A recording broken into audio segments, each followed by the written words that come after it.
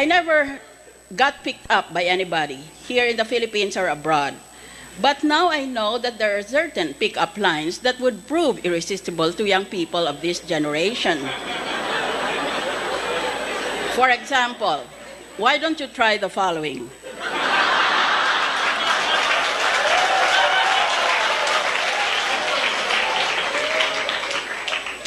Kung magkakaroon ka ng sariling planeta, gusto ko ikaw ang axis nito. Para sa iyo lang iikot ang mundo ko. Sana Facebook status ka na lang para pwede kitang i-like. Ibenta mo na bahay mo. Tutal, nandito ka na, nakatira sa puso ko.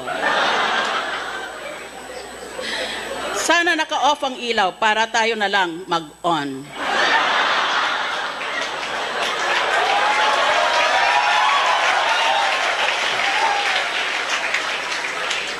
Never mind the lecture. I've been lecturer here for 10 years.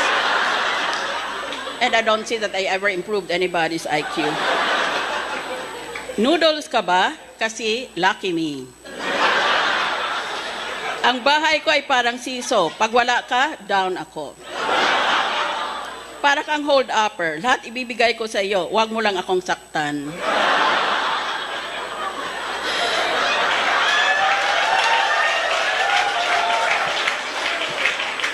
Ang galing mo din, ano? Di mo pa ako binabato, tinamaan na ako sa iyo. Maglaro tayo ng kahit ano, wag lang taguan. Kasi a girl like you is hard to find. Sana exam mo na lang ako para sagutin mo din ako. Bastos ka rin, ano? Di ka man lang nagpapaalam, tuloy-tuloy kang pumasok sa puso ko.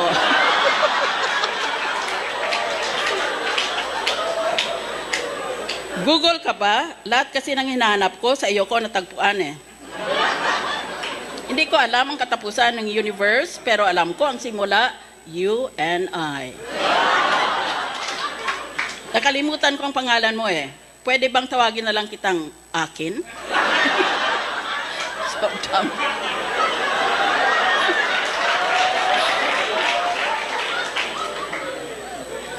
If my husband had ever tried any of these lines on me, I would have bashed his teeth in.